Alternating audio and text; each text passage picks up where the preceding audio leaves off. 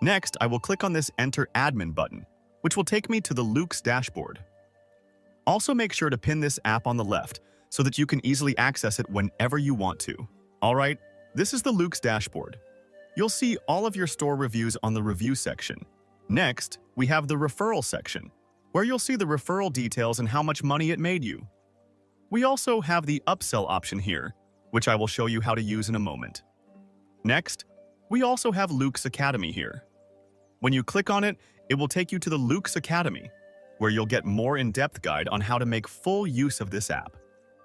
On the bottom left, we have this Help Center, which contains all the FAQs that you might need during the setup process. To manage your product reviews, click on this Manage Review button. As you can see, we don't have any product reviews at this moment. If you already have some customers, you can send them a manual review request. You can also import product reviews from other platforms by clicking on this Import button. You can import some product reviews from AliExpress. If you are using a different product review apps, then you can use the second option to import the reviews. Or you can even import reviews using a simple Google spreadsheet as well. Simply click on this Upload button and then upload your file to add your reviews.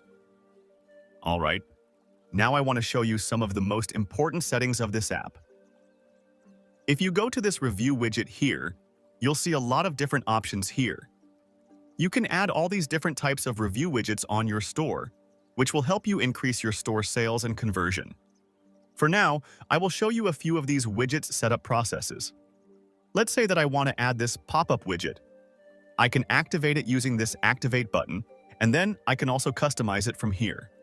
I can change the pop-up position, the corner radius, and the ratings to display. I can also enable or disable it on specific pages if I want to. For now, I will disable it on the cart page. Next, I also want to add this snippet widget to my store. So, I will simply click on this Add to Theme button, which will take me to the Shopify editor. And the Snippets widget will automatically add it to this page.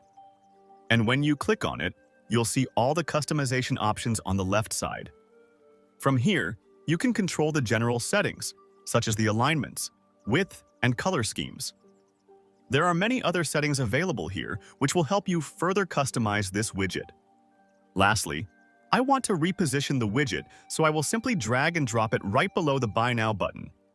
And then I will save all the changes made so far.